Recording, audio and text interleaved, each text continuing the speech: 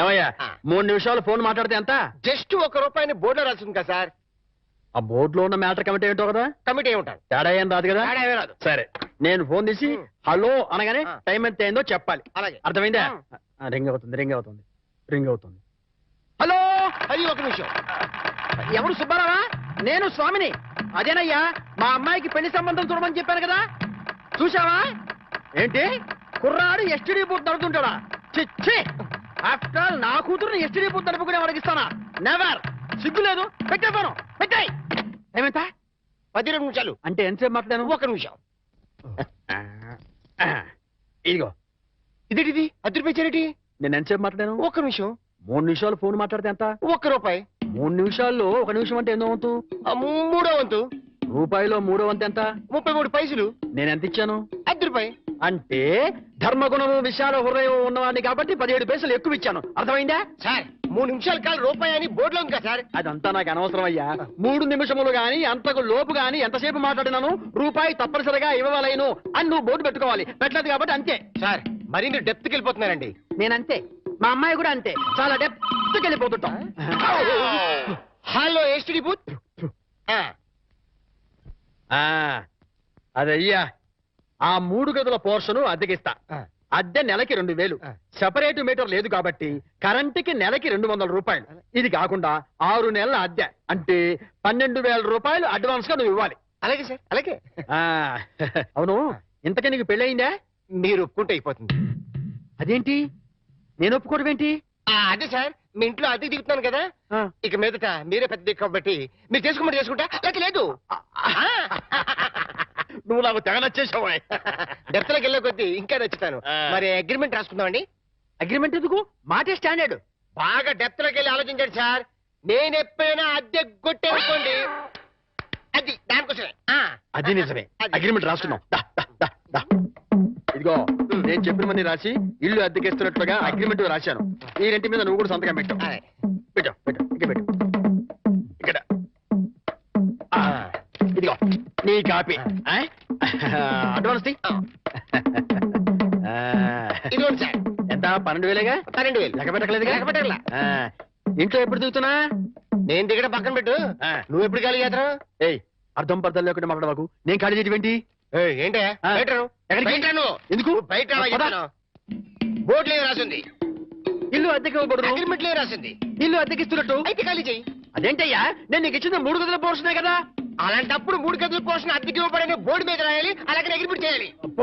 నేను ఒప్పుకోను. నువ్వు ఒప్పుకోకపోతే ఇల్లు అద్దెకి ఇచ్చినట్టు అగ్రిమెంట్ రాసి ఇప్పుడు కాదంటావని చీటింగ్ కేసు పెట్టి నిన్ను జైల్లో చేయిస్తా. అమ్మో, అంత పని చేయకు. అందుకని ఖాళీ చేసేయి. ఇప్పటికిప్పుడు ఖాళీ చేసి వెళ్ళిపోమంటే ఎక్కడికి వెళ్తానమ్మా? అది కరెక్టే. నేను విశాల వదిలేను కాబట్టి నేను రెంట్ తీసుకుని ఇంట్లో నేను ఉండిస్తా. కాకపోతే రెంట్ అవుతుంది. రెంట్? అవును, నెలకి 3,000. నేను నీకు ఇవ్వాల్సింది 2,000 పోగా నువ్వే నాకు ₹1,000 సరిపోతుంది. Water separate, current separate. Okay okay. నెలకి 3,000 చెప్పరా? 6 నెలలు అడ్వాన్స్ 18,000 కొట్టు. 18,000? అవును కొట్టు. ఇదిగో రెడీగా 12,000 ఉన్నాయి. మిగతా 6,000 నువ్వు ఇంట్లో దిగుతావు కదా, అప్పుడు ఇస్తా కదా. God promise. ఇల్లు జాగ్రత్త. మేకులు గీకులు కొట్టావో అయిపోతావు. నా డెప్త్ ఏంటి అర్థమైంది కదా. ఓరి, వీడి డెప్త్ బంగారం గాను నా ఇంటికి నేనే అద్దె కట్టుకునే డెప్త్ లో పడేశాడు. ఈ డెప్త్ లోంచి నేను ఎప్పటికీ బయట.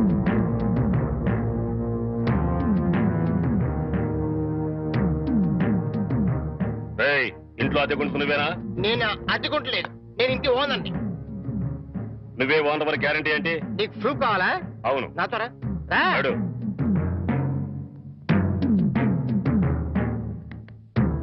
ఈ నెల అద్దె ఎప్పుడు కడతావు? కడతాను రా. మా రౌడీ గారు వస్తే నీ ఒంటి కట్లు కడతాను రా. అద్దెడితే సిలిండర్ వేసి ఇస్తావేంటి? అద్దెగా కడతా, తప్పకుండా కడతా. హెడ్ తాకట్టు పెట్టాను సరే కడతా. సరేనా? కడతా కదా.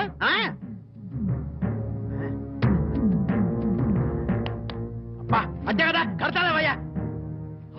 వచ్చేసావా? నన్ను కొడతావేందయ్యా? ఇల్లు ఖాళీ చేయనందుకు. ఖాళీ చేసిన నేను కదయ్యా, వాడు. నేను ఓనర్ని. ఓనర్ ఎవరు, అద్దె కొనరు ఎవరో తెలియదా?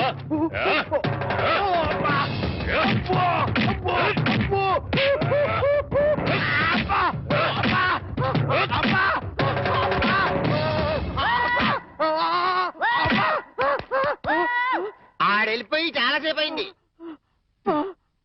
మనతో పెట్టుకుంటే రంగు పడుద్ది.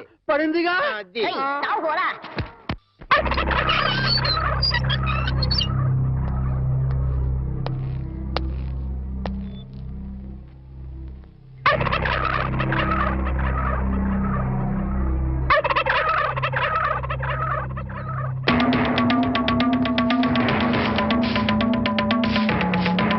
ఏమిటి కోటయ్య గారు, శుభవాన్ని ముగ్గేసుకుంటే చెరిపేస్తారేంటి?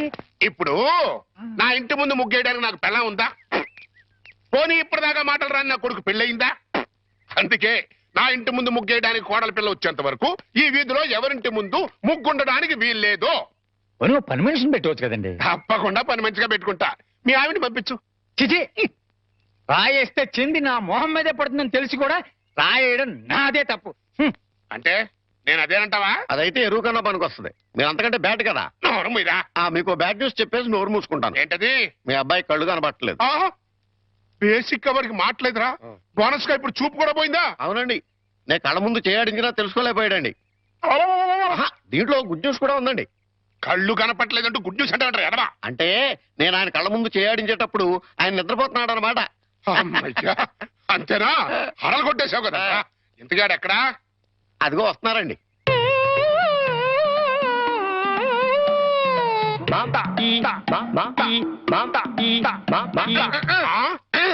అలాగా. రే, ఇప్పుడు ఈ నాతో ఏం టాకింగ్ చేశాడు చెప్పు. తెలీదండి. మరదే చెవులు ఆగాడు అంటే టిఫిన్ పెట్టించు మరి. ఓహో. బుగ్గగిల్లాడు అంటే కాఫీ గాని టీ గాని ఇప్పించు మరి. ఓహో. ఏమిటో మోగ వెధవ. అందుకే ఈ టచింగ్ భాష. నా టిఫిన్ పెట్టిస్తాను. అనుమానం కాబోయే కోళ్ళు దండం పెట్టుకో. అన్నం పెట్టుకుంటాను కానండి. మీరు బోల్డ్ ఆస్తి పెట్టుకుని హెడ్ మాస్టర్ ఉద్యోగం తప్ప పైసా ఆదాయం లేని వాళ్ళ అమ్మాయిని కోడలు చేసుకుంటానంటారేంటి? వారి పిచ్చి వెధవా. మన చీఫ్ మినిస్టర్ ఎవరు? హెడ్ మాస్టర్ గారు శిష్యుడు. కమిషనర్ ఆఫ్ పోలీస్ ఎవరు? హెడ్ మాస్టర్ గారు శిష్యుడు. జడ్జి గారు ఎవరు? హెడ్ మాస్టర్ గారు శిష్యుడు. కనుక దీన్ని బట్టి నీకేమర్థమైంది? హెడ్ మాస్టర్ గారితో పెట్టుకుంటే మీ డొక్క పగులుద్దని అర్థమైంది. అందుకే పిచ్చి వెధవా. నేను ఆయనతో బియ్యం పెట్టుకుంటున్నా. ఓహో. అయితే దీంట్లో గుడ్ న్యూస్ ఉందండి. ఆ. మీరు ఆయనకి వియ్యంకుడు కావడం వల్ల ఆయనకుండే గౌరవం మీకు వస్తారన్నమాట. శాబాష్, బాగా అర్థం చేసుకున్నావు. దీంట్లో బ్యాట్ కూడా ఉందండి. మరి ఆయన మీకు వియ్యంకుడు కావడం వల్ల ఆయనకుండే గౌరవం పోద్ది. ఆకలేస్తుందా? నా టిఫిన్ తింది కదా. పదా. వెధవని. ఒరే చంటి, సినిమాకి వెళ్దామంటేనేమో డబ్బులు లేవు. మీ నాన్నేమో ఇచ్చి తావడం.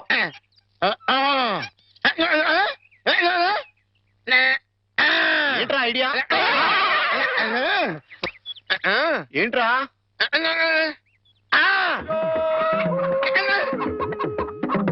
కోళ్ళు.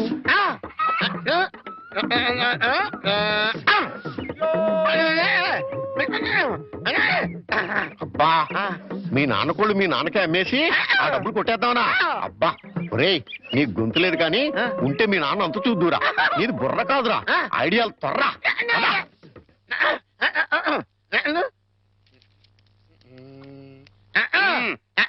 కోటయ్య గారు, మీకు గుడ్ న్యూస్ అండి. ఏంట్రా? 2 కోళ్ళు చాలా చీప్ గా వచ్చేసి ఓన్లీ 40 రూపీస్. ఏంటి 2 కోళ్ళు 40 రూపాయలనా? కావాలంటే చూసుకోండి. ఏంట్రా, నా చెవులోనే కోడికలు పెడదాం అనుకుంటున్నావా? నా కోళ్ళే తీసుకొచ్చి నాకే అమ్మేస్తావా? మీకు పక్షపాతం వచ్చి చచ్చిపోయినంత తొట్టండి.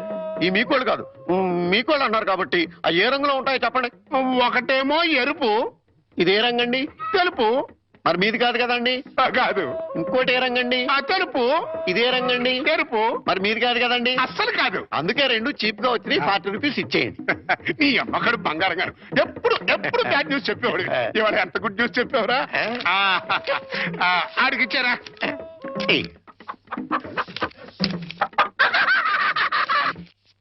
హాయ్. ఈ నవ్వుకి మీనింగ్ ఏంట్రా? ఏం లేదండి, సినిమాకి వెళ్ళడానికి డబ్బులు లేక మీ కోళ్ళు మీకే అమ్మేశాం కదా అని హ్యాపీగానే అవుతున్నాడండి. గురుజీ గురుజీ గురుజీ, మీకు గుడ్ న్యూస్. ఏంట్రా అది? అంటే నేను సినిమాకి వెళ్ళాం. సినిమా అదిరిపోయింది. క్యాష్ గిట్టుబాటు అయింది. సబాస్. అయితే దీంట్లో బ్యాట్ ఉంది. మరి బ్యాడ్ ఏంట్రా? అంటే ఆ సినిమా కథ మీకు టచింగ్ లాంగ్వేజ్ లో చెప్పాలని ముచ్చట పడిపోతున్నాడు. అలాగా? అందులో బ్యాడే ఉంది. చెప్పు నాన్న. ఏ సినిమాకి వెళ్ళావు?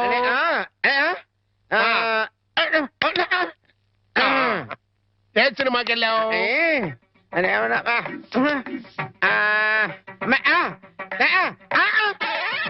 ఏంట్రా? హెడ్ మాస్టర్ గారి ఇల్లు. అబ్బో.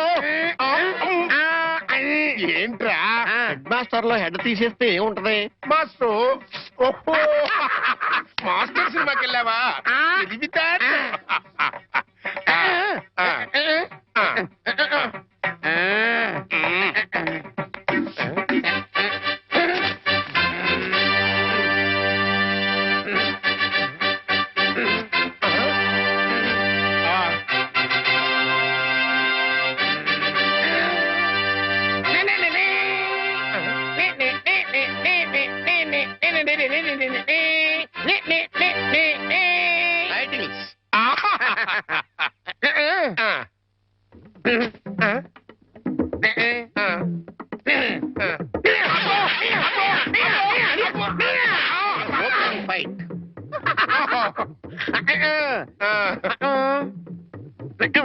హీరోయిన్ హీరో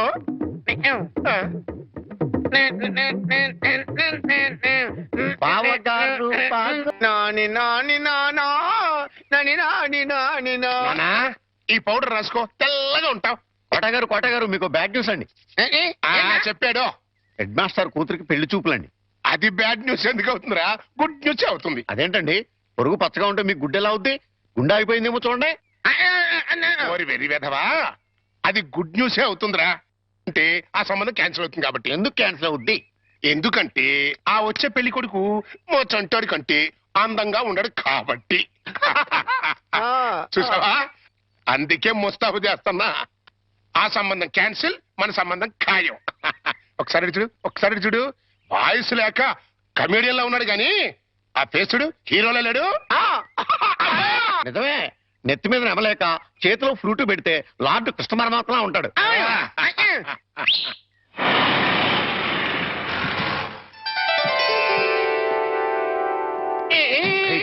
పిల్లలు చూసారా నానా, ఆ సంబంధం క్యాన్సిల్, మంది ఫైనల్. నువ్వు రెడీగా ఉండు. చంటిబాబు నీకు గుడ్ న్యూస్ అయ్యా. అంటే దీంట్లో బ్యాట్ కూడా ఉంది మరి. చెప్తే నువ్వు తట్టుకోగలవా అని. మీ బాబు అందరిళ్ళ ముందు ముగ్గులు చెరిపేస్తున్నాడు కదా, మరి మీ ఇంటి ముందు ముగ్గేయటానికి నీకు పెళ్ళం ఎలా వస్తుంది? అంటే నీకు పెళ్లి కాకపోవడానికి కారణం మీ బాబే.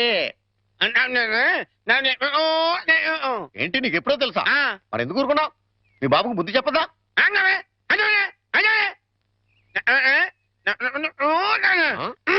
ఏంటి, ఒక ఐడియా వేసావా? ఏంటి ఐడియా? చెప్పు.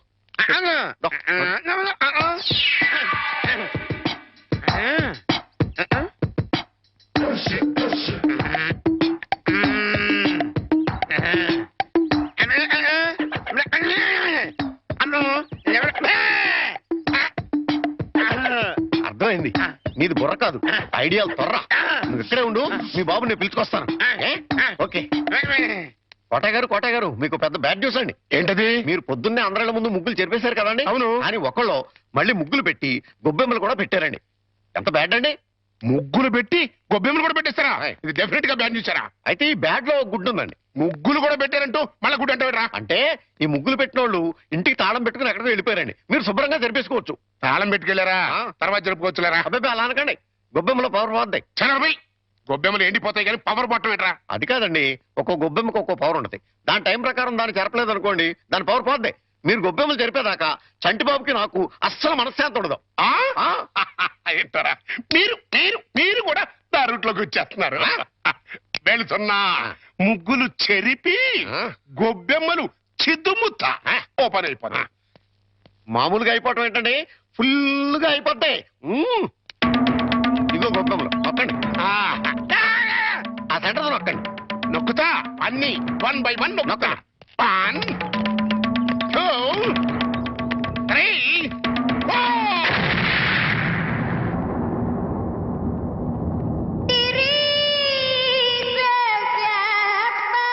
ఇదేంట్రా గొబ్బెమ్మ పేలింది? ఏ గొబ్బెమ్మలో ఏ బాంబు ఉంటుందో ఎవరికి తెలుసండి. కాకపోతే టోటల్ గా బ్యాడ్ ఏంటంటే బాంబు వెళ్ళటమా? కాదు, మీరు బతికి బయటపడటం. గురుజీ ఉత్తరం రాసి పెట్టండి. నేను నీకు రాసి పెట్టమేంట్రా? నువ్వే రాసుకున్నాడు. నేను రాస్తే నేనే వెళ్ళి చదవాలి, అంత బ్యాడ్ గా ఉంటుంది మన రైటింగ్. రాయండి ప్లీజ్. చెప్పాడు. ప్రియమైన మామయ్యకు ఇక్కడ మేమంతా క్షేమంగా ఉన్నాము, మీరంతా అక్కడ క్షేమం అని తలుస్తాను. రాశారా?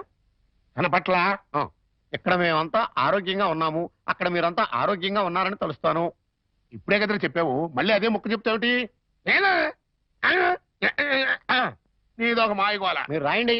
ఇకపోతే నాన్నకు గుండెపోటు వస్తే అపోలోలో జాయిన్ చేశాను. అంతా ఆరోగ్యంగానే ఉన్నారని చెప్పావు కదరా.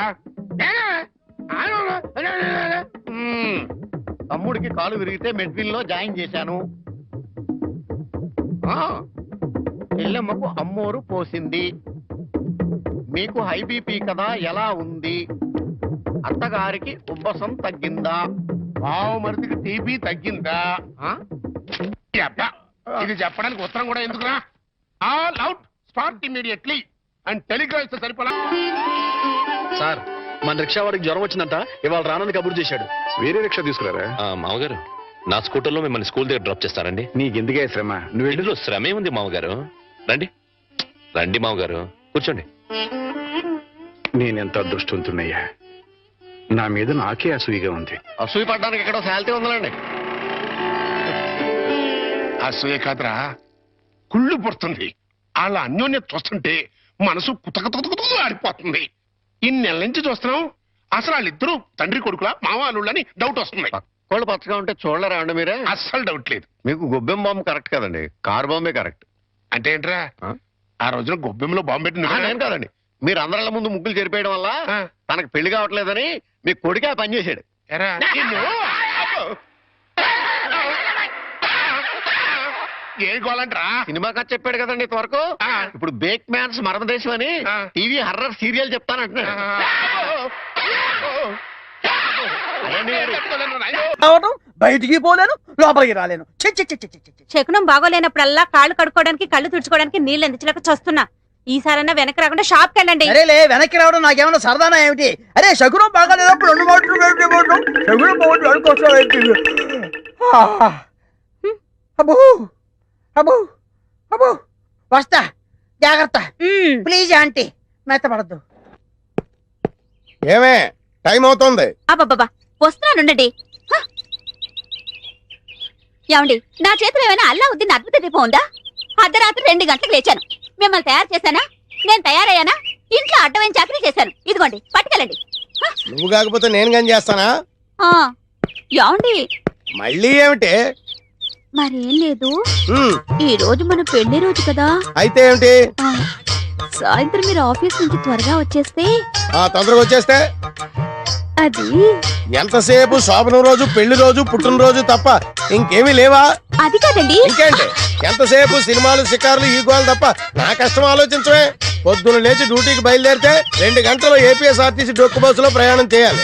అక్కడి నుంచి స్టేషన్ లో రైలు ఎక్కి ఇంకో 2 గంటలు ప్రయాణం చేయాలి. అక్కడి నుండి వికారాబాద్ లో రిక్షా ఎక్కి 2 గంటలు నానాగోతుల్లో దూకి బ్యాంకులో చేరుకోవాలి. బ్యాంకులో దూరిన దగ్గర నుంచి పొద్దున్న నుంచి సాయంత్రం దాకా ఫైళ్లు తీయడం, చెక్ చేయడం, తోయడం, మళ్ళీ ఫైళ్లు తీయడం, చెక్ చేయడం, తోయడం. సాయంత్రం అయిందిరా రామచంద్ర, ఇంటికి పోతున్నాం అనుకునేసరికి ఆ మేనేజర్ గేట్ వచ్చి అర్జెంట్ మీటింగ్ ఉందని మీటింగ్ పెడతాడు. ఇంకా అంతే, బ్యాక్ టు ది పెవిలియన్. మళ్ళీ కష్టాలు మామూలే. ఏ అంత కష్టపడటం దేనికి? ఇంటి పక్కనే బ్యాంక్ ఉండేది పెళ్ళవక ముందు. పెళ్ళైన తర్వాత వికారాబాద్ బ్రాంచ్ కి ట్రాన్స్ఫర్ చేసేసుకున్నారు. అసలు నార్మల్. ఇంకా ఈ బ్రాంచ్ లోనే ఉండుంటే గుమస్తాగా ఇప్పటిదాకా పడేడుతురు. అక్కడికి వెళ్ళబట్టే క్యాషియర్ అయ్యాను. ఇన్ని కష్టాలు పడైనా సరే నీకు పువ్వులు కొనిపెట్టాను, నగలు కొనిపెట్టాను, చీరలు కొనిపెట్టాను, ఏది కావాలంటే అది కొనిపెట్టాను. అర్థమైందా? అర్థమైంది. ఇంకెప్పుడు డ్యూటీకి వెళ్ళేటప్పుడు పుట్టినరోజు, పెళ్లి రోజు, ముఖ్యంగా శోభనం రోజు అని గుర్తు చేయొద్దు. వంకాయలు వంకాయలు. ఎవడరా నువ్వు? నేను బయటకు వెళ్తుంటా, నువ్వు లోపలికి వెళ్తున్నావు. వంకాయలండి, అమ్మగారికి చాలా ఇష్టం అండి. వంకాయలు ఒంటికి దురద పడదు, పక్కవో. వెళ్ళిపోతే అమ్మగారు తిడతారండి. తాజా వంకాయలండి, ఇప్పుడే తీసుకొచ్చానండి. ఇంకోసారి వంకాయలను ఇక్కడికి తెచ్చినా, ఈ చుట్టుపక్కల నువ్వు ఎక్కడైనా వంకాయలు అమ్మినా నీ మెడ మీద తలకాయ ఉండదు. పో. అమ్మగారికి ఇష్టం అండి. వస్తాడమ్మా, వస్తాడు. నేను దానికోసం వెయిటింగ్. నా మాట వినండి, వస్తాడు.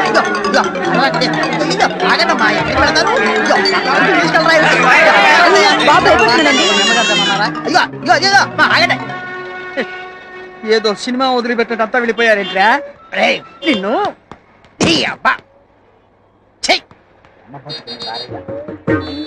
ఒరే చుంచుగా, ఎక్కడైనా ఓనర్ కోసం వర్కర్ వెయిట్ చేయడం చూశాం గానీ ఇలా వర్కర్ కోసం ఓనర్ వెయిట్ చేయటం వాణిజ్య రంగంలో ఇదే మొదటిసారి. ఈ దుర్భర